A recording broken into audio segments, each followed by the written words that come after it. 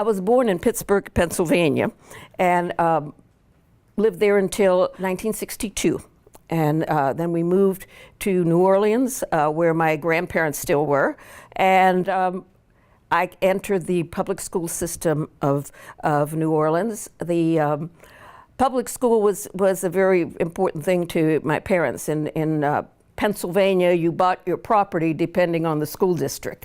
And so I went to Gregory Junior High for a year and a half, and then to Ben Franklin, where I'm proud to say I graduated first in my class, and then went on to Newcomb and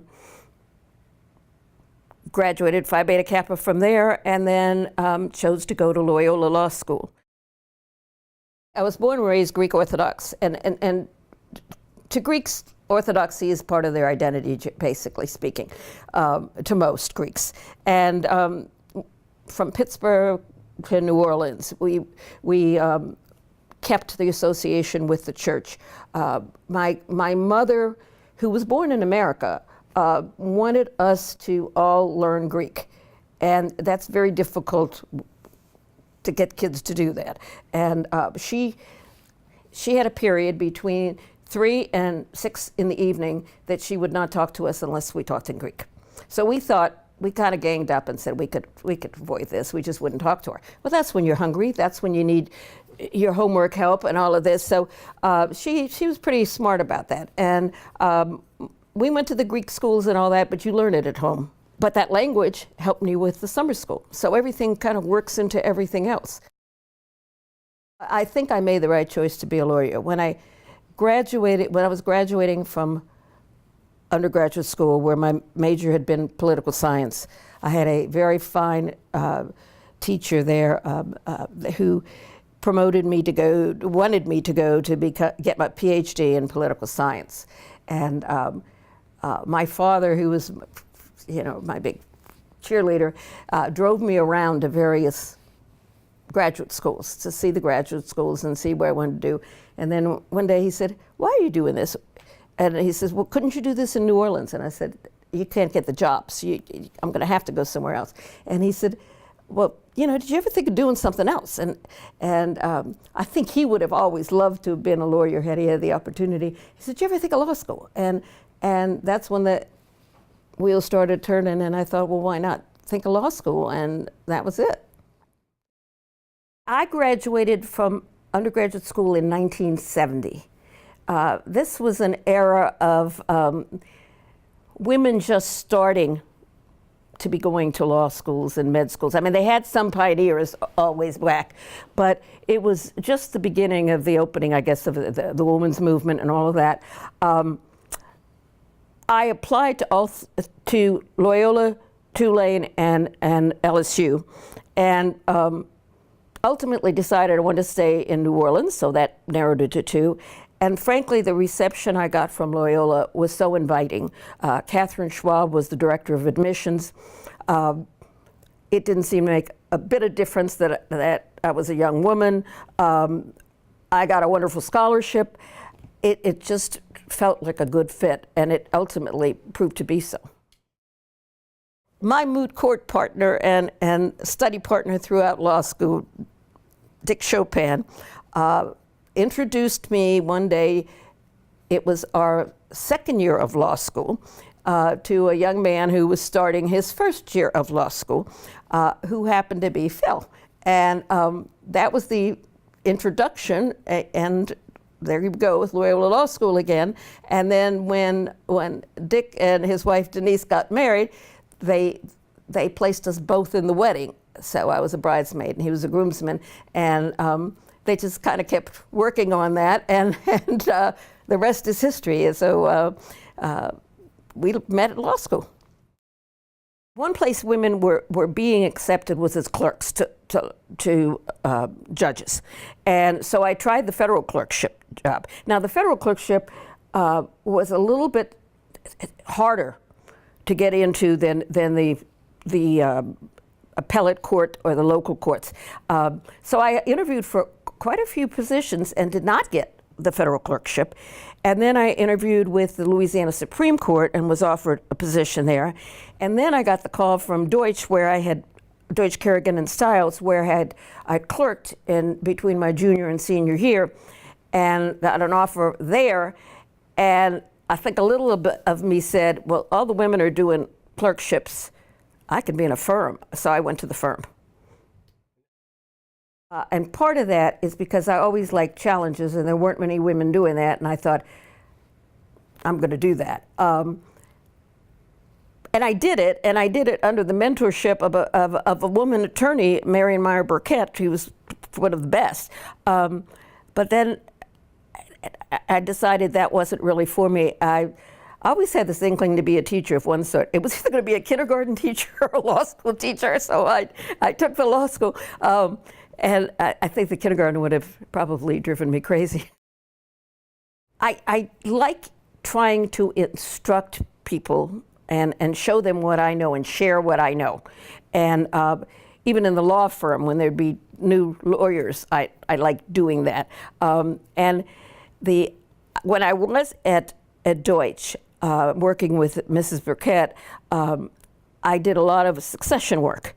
And the idea of being able to relay that to others and how to do it, and just became something I thought would be challenging and I'd like to do. And I also like dealing with young people.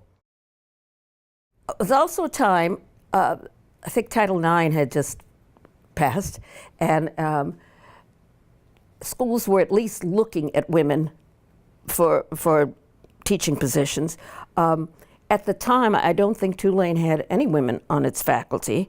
When I interviewed with them, and Loyola had Janet Mary Riley, who also was a mentor of mine, and Janet had started through the librarian process. She started as a librarian and then became a law professor.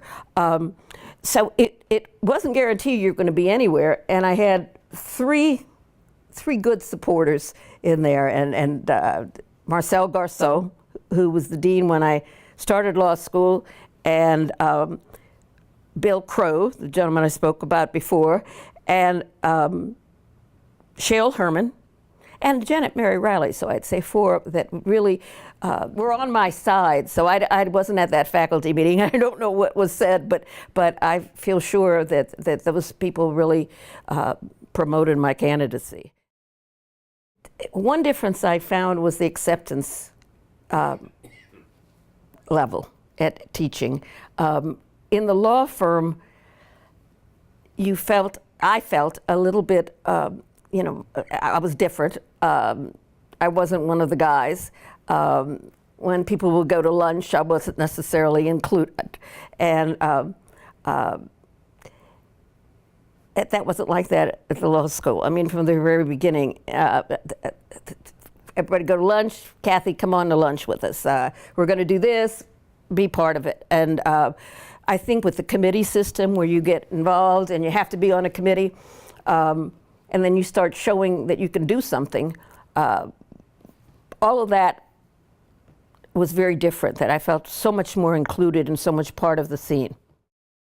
And then the other thing, which I kind of did solo, when I got into the area of assisted reproduction, is deciding to try to pass some legislation protecting or recognizing posthumously conceived children that were conceived after the father or mother died. And we got some legislation on that. We're one of the first states to do that. And protects those children. There really are a network of people now that are working on assisted reproduction. Most of this started in the late 70s. I mean, it didn't exist before the birth of Louise Brown, the first in vitro baby, and that was late 70s. And now, of course, there's so many possibilities. There are possibilities of genetically having three parents. There's possibilities of being born after the parent, being conceived after the parent died. There's just the surrogate mothers, the ability to transfer embryos. So there's a group that gets together once a year, and I've been blessed to be part of it. Loyola has a wonderful program in Vienna and also in Greece and in Panama. I think those are the three that we have now. For many years, I was blessed to be asked to teach in the Vienna program.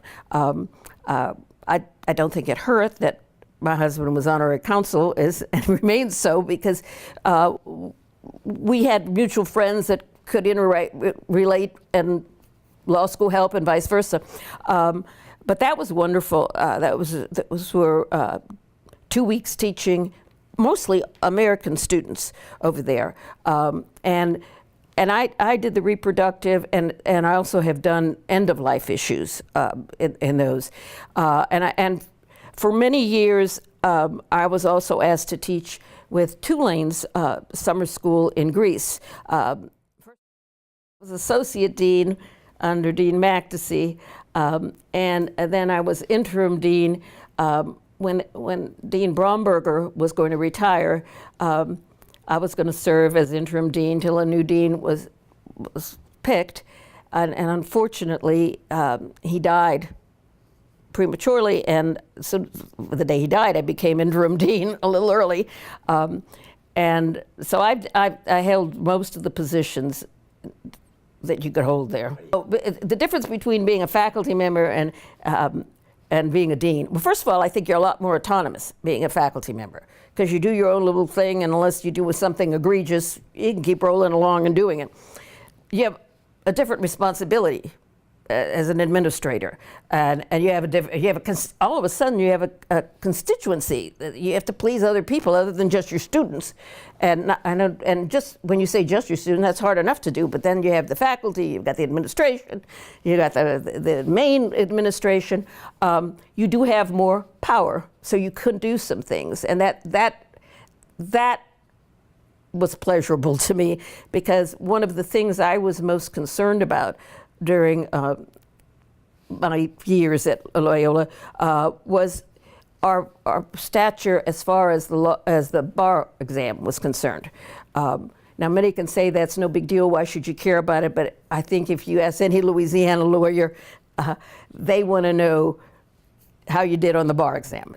And of course you can't practice without that.